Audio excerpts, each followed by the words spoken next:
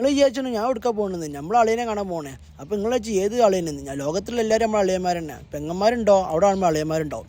ചങ്ങായിലിട്ട് അളിയനെ ഇത് നമ്മൾ കാശനാണ്, നമ്മൾ സംശയറിയാം. മൂപ്പര് അളിയൻ കുട്ടിക്ക് വേണ്ടി മുട്ടായി വാങ്ങാൻ വേണ്ടി നിൽക്കണേ.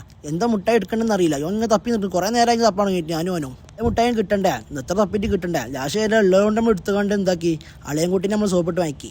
ലൈക്കട്ടെ സോപ്പിട്ട് വാങ്ങിക്കുമ്പോൾ നമുക്കൊരു പഞ്ചുള്ള സാധനം വേണ്ടേ. ആ പഞ്ചുള്ള സാധനങ്ങളെ കടയിലില്ല. നമ്മൾ കുറേ നോക്കി എത്ര ലേസും മറ്റും പട്ട് ബിസ്ക്കറ്റും മറ്റും മറിച്ചൊക്കെ ഉള്ളത് എന്തൊക്കെയുണ്ട്. കുറേ അലകുല അൽക്കുലത്തെ കാലങ്ങളൊക്കെ ഉണ്ട് അതിനുള്ളിൽ. ഉള്ളത് കൊണ്ട് നമ്മൾ എല്ലാം നല്ല ഓണം പോലെ എടുത്താണ്, നല്ല സാധനം എടുത്താണ് നമ്മളെന്താക്കി അളിയൻകുട്ടി നമ്മളോട് വെയിറ്റ് ചെയ്ത് പാർക്കിൽ. അളിയൻകുട്ടി പാർക്കിലാണെന്ന് പറഞ്ഞു കേട്ടു. ഇവിടെ കാണില്ല. നിങ്ങൾ അളിയൻകുട്ടി എന്ന് വിചാരിച്ചു. അത് നിങ്ങൾ വിചാരിച്ചു ആരാന്ന് ഈ ചെങ്ങ ഇങ്ങനെ അളിയൻകുട്ടി ഇറങ്ങിയിട്ട് ഇതൊക്കെ നമ്മൾ മുതലിട്ടാ ഈ ചെക്ക കണ്ട നമ്മൾ ബസ്സിനെ കൊടുത്തതിന് കവറും കൊടുത്തു. എൻ്റെ കയ്യിൽ ഒരു ലേസിൽ ലേസ് എടുത്തു. ബാക്കി ഇപ്പം നിങ്ങളെ കവറിൽ കവറിട്ട് ഇപ്പം നിങ്ങൾ വിചാരിച്ചു ലേസ് മാത്രമായിട്ട് കൈകാര്യം ചെയ്ത് അത്രയും പർച്ചേസ് ലേസ് മാത്രമാണെന്ന് നിങ്ങൾ വിചാരിച്ചണ്ട. ബാക്കിയൊക്കെ പെങ്ങളെ കയ്യിൽ കവറുണ്ട് കണ്ട പിടിച്ചുകൊണ്ട് ഓടണ്ട.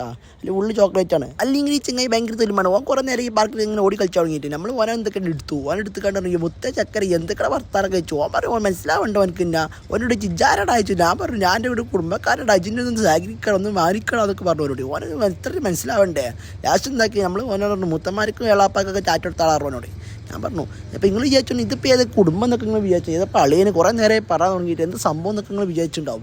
നമ്മൾ ആരുമില്ലേ, നമ്മൾ മൂത്തമ്മാൻ്റെ മോളാണ്. നമുക്ക് ഒരു സർപ്രൈസ് കൊടുക്കാം. മൂത്തമാർക്ക് സർപ്രൈസ് ഓരൊക്കെ ബാധ നമ്മൾ പോകില്ല എന്ന് നമ്മൾ. അല്ലെങ്കിൽ നിങ്ങൾക്ക് ബ്ലോഗ് എടുക്കണം യാതൊരു പ്ലാനിങ്. നമ്മൾ മൂത്തമാക്കും വേണ്ടി നമ്മൾ ബ്ലോഗ് എടുക്കണ്ടേ. ഒരു കണ്ടോട്ടെ മക്കളെ കുട്ടികളെ കണ്ടില്ല എന്ന് പറയണ്ടേ. മൂത്തമ്മ നമ്മളെ വളപ്പിൽ വെച്ച് നമ്മളറിയാം.